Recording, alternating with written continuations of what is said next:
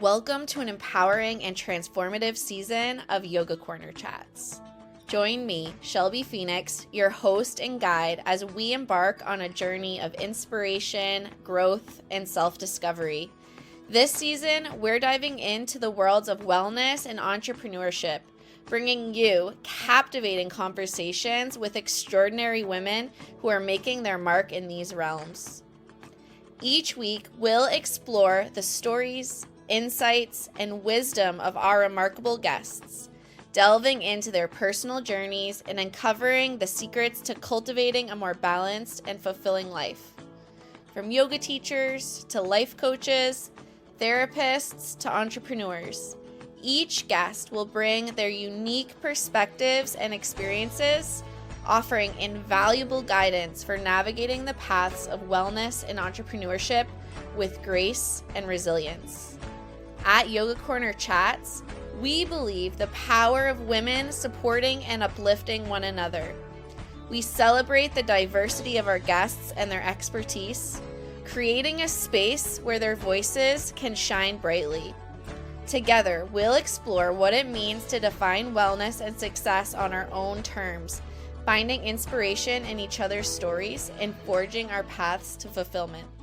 So whether you're an inspiring entrepreneur, seeking guidance, a wellness enthusiast eager to learn new insights, or simply someone who craves inspiration for living your best life, this season of Yoga Corner Chats is for you. Tune in every week to join our captivating conversations and discover how you too can embrace the transformative power of yoga, wellness, and entrepreneurship. Together, let's manifest our dreams, support one another, and create a world where success and well-being go hand in hand. Subscribe to Yoga Corner Chats on Apple Podcasts, Spotify, or your favorite podcast platform, and be prepared to be inspired, motivated, and uplifted. The journey begins now. In today's episode, we have a very special guest joining us. Please welcome Kerstin Phillips, a life coach, yoga instructor, writer, and passionate journaler. Kerstin brings a unique perspective to the practice of journaling, infusing it with magic, intention, and transformative power. During our conversation, we dive deep into the world of thoughtful journaling and its profound impact on our personal growth journey. We explore how journaling can help us unlock our creativity, gain clarity, and foster self-reflection. Kerstin shares her insights, tips, and personal experiences, guiding us on a journey to discover the powerful magic that lies within the pages of our journals. Whether you're a seasoned journaler or new to the practice, this episode will leave you inspired and ready to embrace the transformative potential of thoughtful journaling. So grab a cozy spot, your favorite journal, and get ready to embark on this enchanting exploration of journaling with Kerstin Phillips. Without further ado, let's dive right into the magic. Hi, everybody. Welcome to the Yoga Corner. Happy Friday. I'm going to find Kerstin. Kerstin is going to be joining us today on Yoga Corner, and I'm so excited about it. So if you don't know me already, I'm Shelby Phoenix. I'm a yoga teacher and life coach, and I help yoga teachers overcome fear and self-doubt by discovering what really matters to them so that they can confidently start their yoga business, because I believe that everyone deserves to feel empowered to change their lives and make an impact on the world. Well, welcome, Kerstin. How are you? I'm so good, Shelby. Thanks for having me. I'm so excited to chat with you. Oh, thank you. So everyone, this is Kerstin. Kerstin is a 200-hour registered yoga teacher and life coach.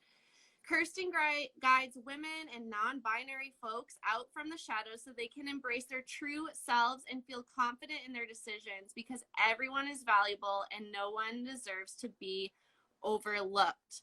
So without further ado, I'd love to welcome Kerstin. Thank you for joining us. Thank you, Shelby. So excited. So I'm wondering, I like to start off these conversations by taking a couple of deep breaths together. Would that be okay with you? That sounds awesome. Okay. Anyone who's listening now or listening to the recording, I also invite you to take a couple of breaths with us. So if it feels safe in your space to close your eyes, I invite you to do that, or else just take a soft gaze. Settle into your seat. Roll your shoulders down your back and empty out all the air in your lungs. Begin a slow, gentle inhale through your nose, filling up all the way to your collarbones. And exhaling out. Another full, deep belly breath. And release. One last breath together. Fill up. And let it go. And whenever you feel ready, gently open up your eyes, coming back into this space. So Kerstin, I would love to start by just asking you to introduce yourself and your business. Yeah, so I'm Kerstin, and I'm based in Berkeley, California. And like Shelby said, I'm a yoga and life coach, and I mostly work with women and non-binary folks. Those seem to be my people. And for myself, it's really working with folks that have been on a similar journey to me, where they felt like they needed to, hide themselves or not be their true selves because they were told, they were too weird, too much, too loud, too quiet, all the twos. Yes. All the twos. When really all those twos are what make you uniquely you. Right. So the work that I do is helping those folks like embrace their twos so that they can live as their full selves. I love the idea of embracing your twos. And I feel like this idea of like too much, like being too much, I've seen so many like things on social media about that, and that idea that we should embrace that. So that's a beautiful concept. I'm wondering if you might share a little bit more about your own personal journey that brought you into this work. Yeah. So I want to go back for a moment to like when I was a little girl. Yeah. As I manifested, and I didn't really know what I was doing at the time, but I declared to the universe that I wanted to be married by the time I was 25, have my first kid by the time I was 30, and I wanted to live in Berkeley, California.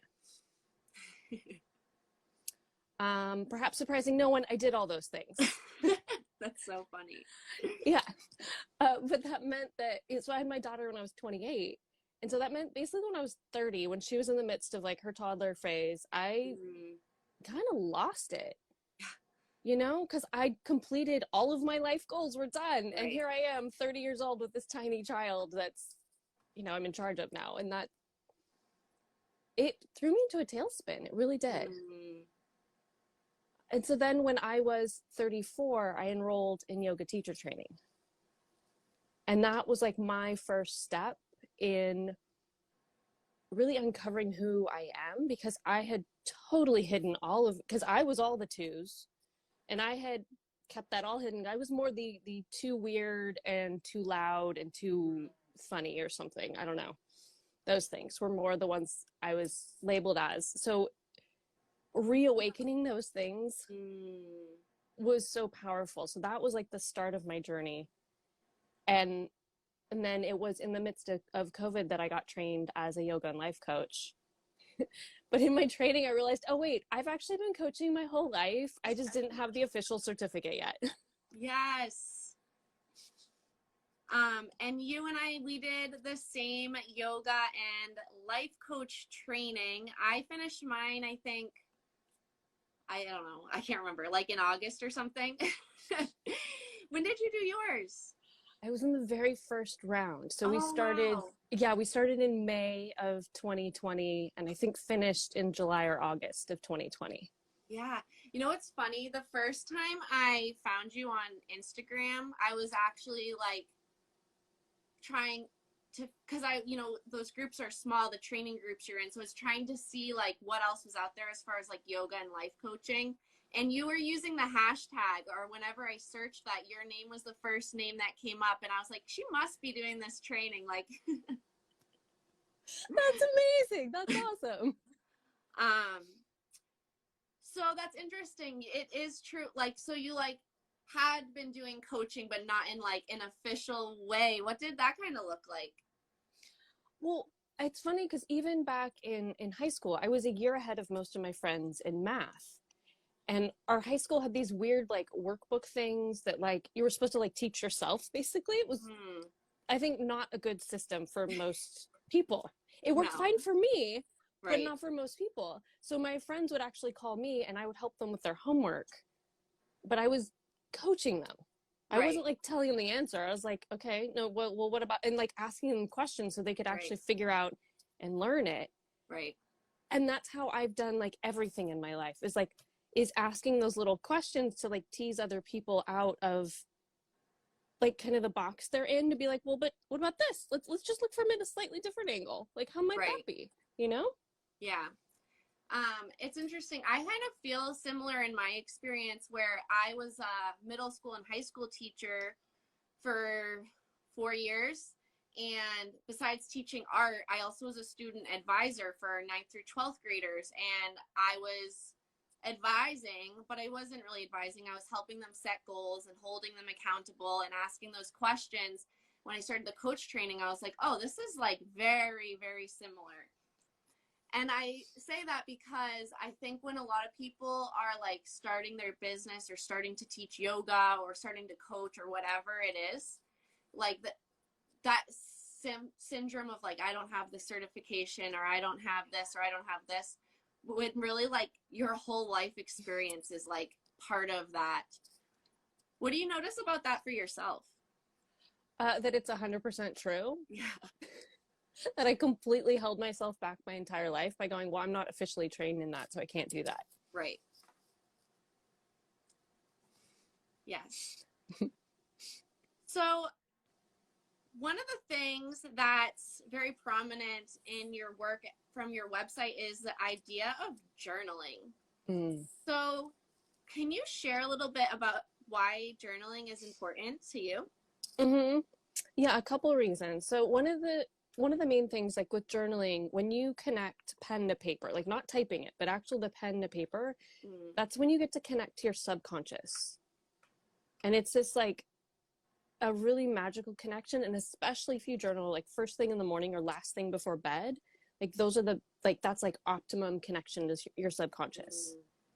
So like back when I was in high school and going through my whole like teen angsty thing, and where my mom thought I was like taking all the drugs when I was like completely sober, I would be like really angry. Yeah. And so I was like, I would have just little scraps of paper that I was like just scribbling whatever, and I felt like someone else was like talking to me almost. Yeah. But it was like, it was parts of me. It was my own like subconscious wisdom was like coming in those moments. And like, yeah, it was like the most helpful thing to me in that teen angsty time. But then I kind of let it like all fall away. And it wasn't until yoga teacher training, like we had to journal like after every class, and it was kind of like, oh, but it did reconnect me to journaling. And from there, it's like, it's kind of grown and ebbed and flowed. And now I'm at the point where I usually journal every single morning, whether it's, 5 minutes or half an hour, like depending on my time in my day. Yeah. And that sets my day up for success. Yeah. One of the things that I read on your bio, on your link in your Instagram, was that when you journal, it makes it seem like you're an observer of your own life. Can you share a little bit more about that? Yes. Oh, I love that you mentioned that one. Yeah. So when you journal, especially if you have like 20,000 like thoughts, like running, spinning, whatever it is they're doing in your head, like they're so distracting. Yeah, so I can relate. So when you take a moment and you just like, okay, I'm going to identify each of you and I'm going to write you all down. Like, you're not trying to solve anything. You're not trying to fix anything. You're simply acknowledging that the thought exists. And by getting them down onto the page, like you can start to see, okay, like some of them you're like, oh, I don't need to worry. Like, I don't even need to worry about that one anymore. It's just been Right. like taking space because I didn't say like hello. It just wanted me to say hello. Right. And now it can go away. Yes, yes. I think it is so powerful to, like, for example, like anxiety, right? Like just being like, this is anxiety, like helps just like address it, and now it like has a place to be in the world. It has like a shelf to go on. Another thing, so you like said, right, like when you were a teenager, you used to journal or like write down your thoughts, and then like as you went into adulthood, it like the habit stopped or it became more of like a chore. And I know that's kind of like a cliche of like a teenager like keeping a diary, like writing down about their crushes or whatever. Why do you think it can be so challenging as adults to commit to writing like that? Oh, that is such a great question.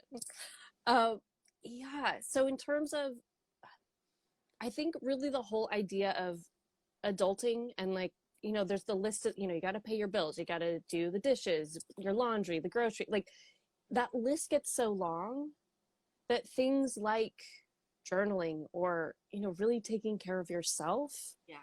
you push to the side because it's not like, it doesn't feel like it's an essential part of adulting, Yeah. Yeah. Yesterday I was having a conversation with Amber. She was on my live yesterday and we were talking about something very similar, like the idea that rest is like a taboo subject in our culture, that like if it's just journaling, you're not being productive. Like if you're just meditating, like you're wasting your time. So I think that's something that's just so prevalent that it's like so deeply ingrained in us. Like self-care is selfish. Like you need to be doing like what could you be doing in this moment that's productive? Mm-hmm. What do you think like comes out, like what benefits come out of journaling when you take the time to commit to that? So many. I think that the top benefits from journaling are kind of like what I was first talking about. When you have a lot of thoughts in your head and you put them on paper, like it clears out all this space so you can think straight and you can prioritize. Yeah. And honestly, it's easier to make decisions. Because when they're on the page, it's like you can take away that, the judgment or the fear or whatever it was that was like holding them in your head.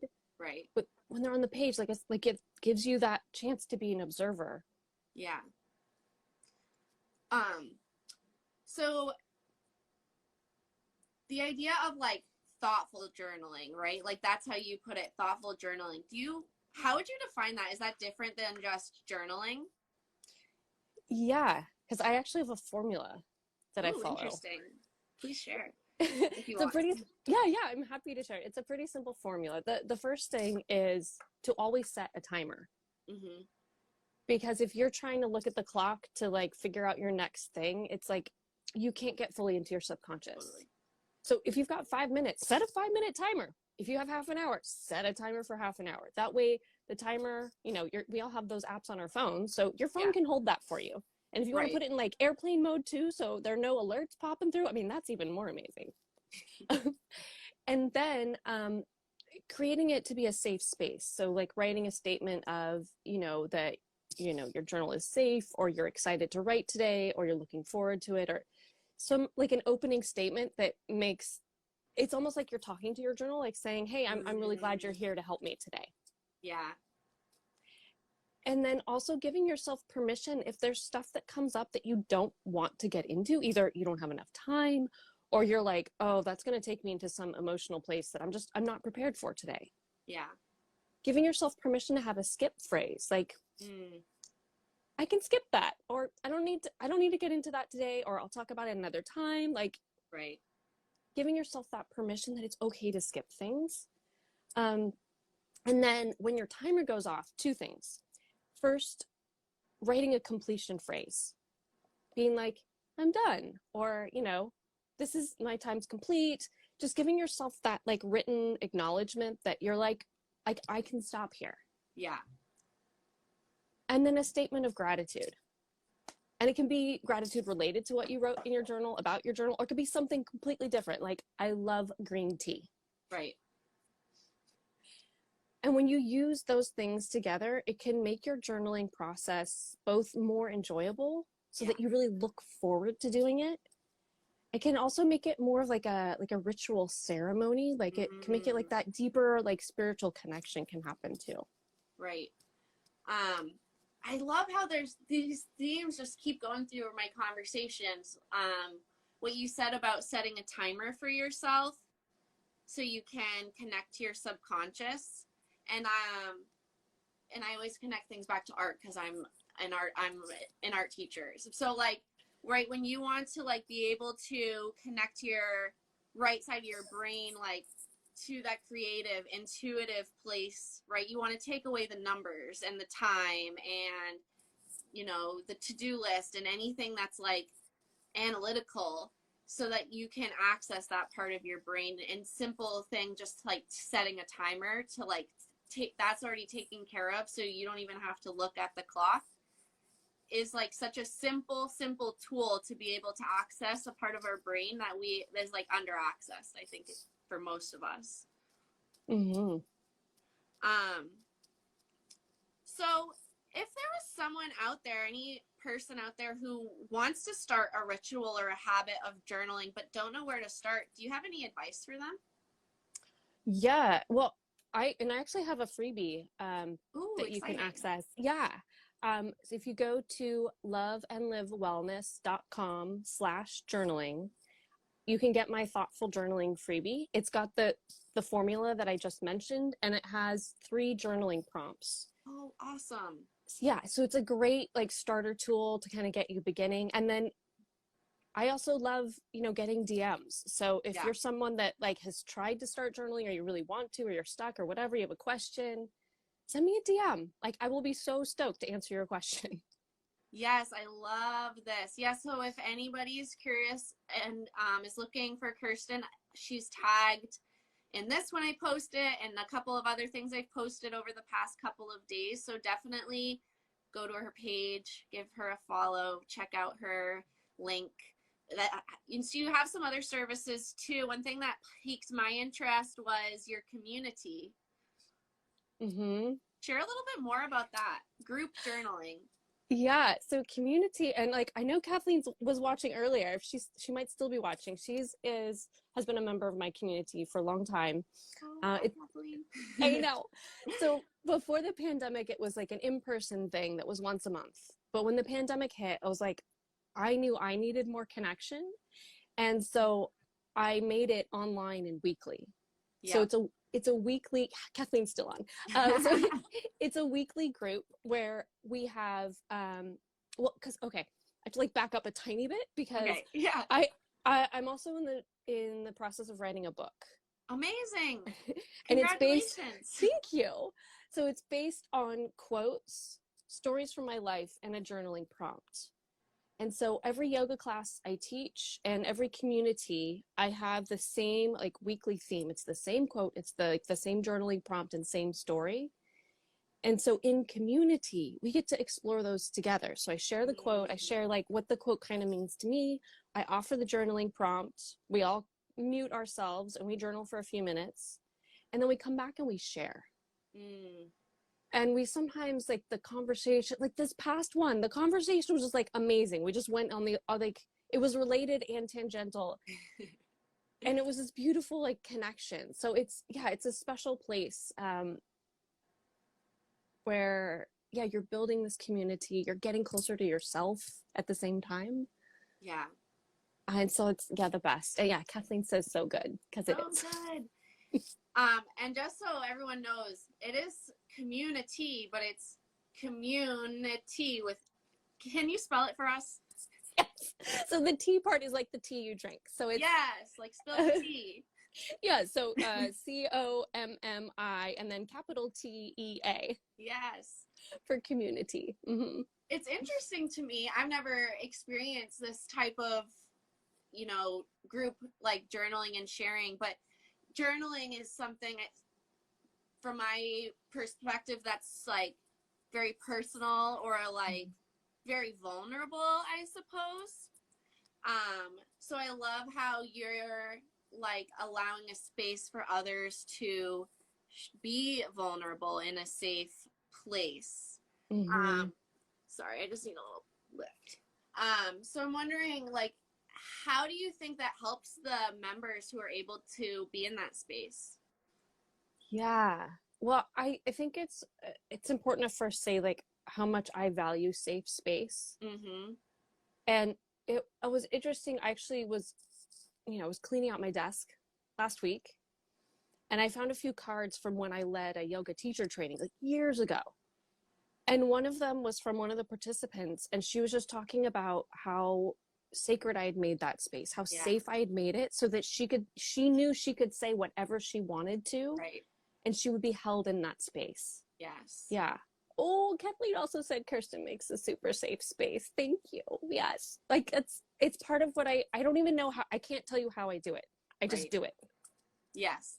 And there's like, I think there's this like so much of a need for these safe spaces, right? Like we go online, right? And like it seems like sometimes if you just even like post the most like neutral, like mundane things, like you can like feel attacked by others or like, you know, our culture has right now this like really big like tension or like divide. So having a safe space where you know you can be vulnerable and maybe not even like receive a response, just the like option to share, like I think is so crucial and underutilized. Yes. Yeah. Yes, underutilized for sure. We need more safe spaces, like now more than ever. Yeah, absolutely. How has it changed since you've been doing that online as opposed to in person? Well, what's happened is that I've had a really regular core group Yeah. coming. Because when it was in person, we only met once a month. So it was Yeah. pretty rare for someone to be able to come a second time. Right. So yeah, that's like, and that means that, that community has grown as its group. And, as we've welcomed in new members, it's like, it's just that beautiful connection, like being able to see that grow. And, if someone can't make it, like we're all like sending them love, and Yeah. it's the best. Um, so you're really passionate about guiding folks to reconnect to their true essence, right? Like you said, like integrating all those twos. So what does it mean to you to reconnect to your true essence or to help someone do that? Yeah.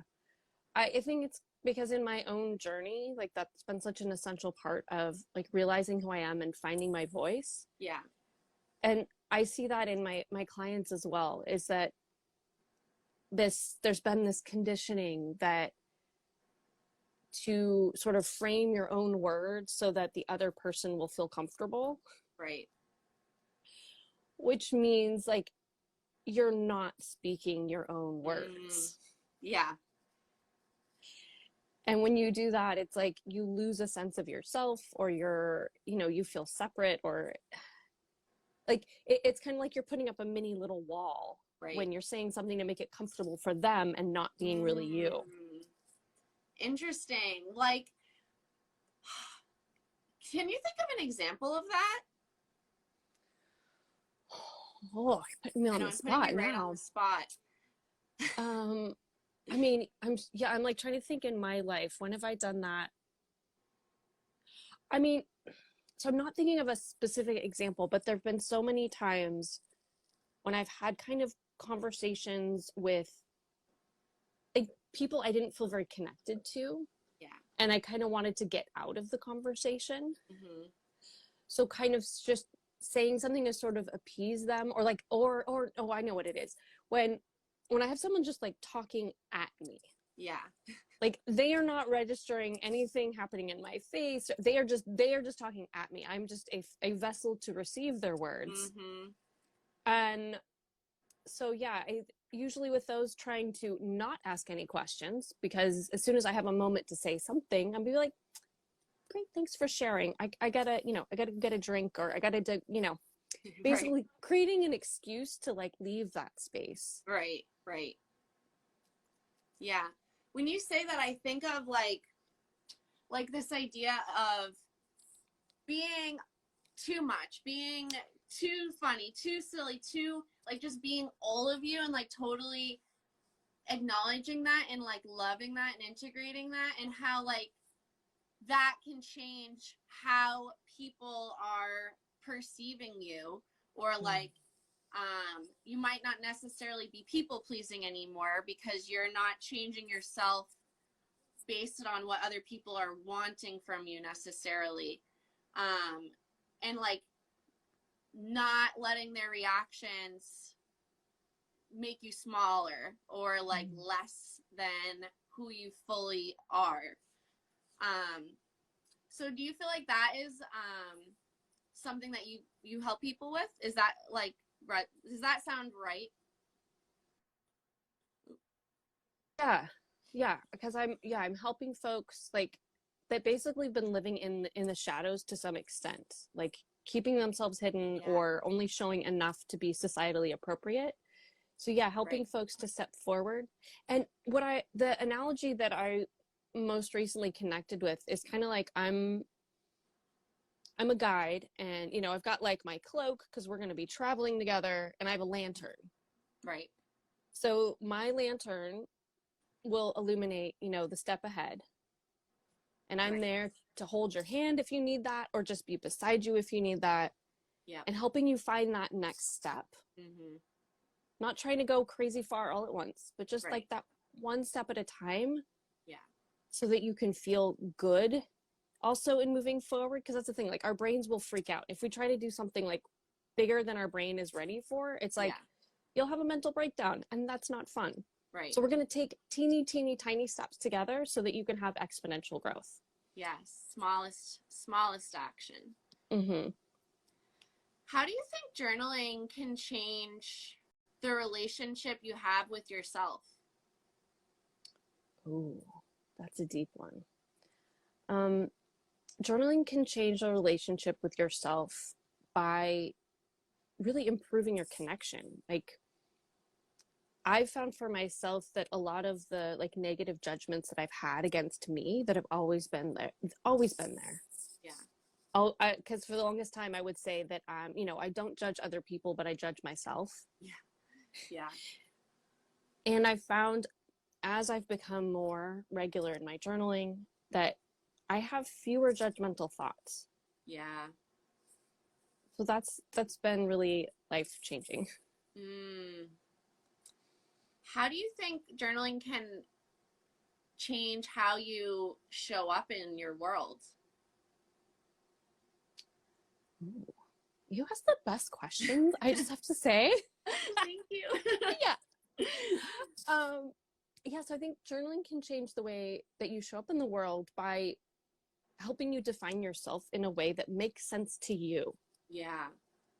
Because I think part of what can be like a major block is that when you try to identify with words that you don't actually feel connected to, Yeah. but when you journal, you can start to explore and you'll notice, like, oh, I really love this word. And you might not even know why, Yeah. but you're like, this word makes sense to me. Like, Mm-hmm. and that is such a great way to really fully understand and connect to yourself. Yeah. Words are so powerful. Yes, they Um, are. what's like a favorite journaling prompt of yours? Oh, do I have a favorite? Because I have so many, you know? That's why I'm like, can I actually pick a favorite? Um, well, I'm gonna answer it a slightly different way. Okay, love this. Uh-huh. In that I love asking like a journaling prompt that starts with what? Mm. Because when it starts with what, there's more available to answer. If you're asking something like a how or a when, Mm. it closes off the question and it Yeah. can make it that you don't actually want to answer it. Mm-hmm. So one of the things I've noticed, there are a lot of books out there that exist that have like journaling prompts in them. And I usually don't like them. And I realized it's because most of their questions are more like when and how and things. Like they have Right. very few what questions. Yeah. So it sounds like keeping the question open-ended so that there's more possibilities to explore within that. Mm-hmm. Yeah. And also I get the sense that it's like you're not trying to like predict your future. Like you're just trying to like get your ideas out. It's Mm-hmm. like a sketch, like just like getting it out, like not like creating a final draft of like what everything's gonna come out like. Yeah. Um, what types of services are you offering right now, and how can people find you? Oh, yeah. Yeah. So we mentioned, my community, which is my weekly journaling group. And I have another group program that's called Ditch Your Doubts, and that's a more in-depth group journaling program that's only 5 weeks long. I also work one-on-one with clients in a program I called Find Your Path, and that's kind of like where I'm basically lighting that lantern light for each step forward for you. And then I also do intention settings, which are a great, and Shelby, I'm sure you've done those too. Yes. But intention settings are great, especially like this time of year, because I consider them a resolution you can actually keep. Yes, I love that explanation of it. Yeah, and so all of those exist. So the best ways to connect with me, you can DM me. I'm Love and Live Wellness here on Instagram, or you can go to my website, which is loveandlivewellness.com. Amazing, Kerstin. I love everything you've shared. You've really inspired me to, like, I love the idea that you can spend 5 minutes. Like, you don't have to spend tons of time. Like, 5 minutes is like all you need. So you've definitely inspired me to explore the habit of journaling more as a way to get my ideas out, and anxiety especially. So thank you so much for sharing your knowledge and yourself and your journey with us. I really appreciate it. Thank you for having me. It was such a pleasure to be here. Oh, thank you. So, like I said, I'll tag Kerstin here so that you guys can go find her, say hello, give her a follow. She has lots of really good content that you'll want to check out, and we'll talk to you guys on the next Yoga Corner chats. Yay! Bye. Thank you. Bye.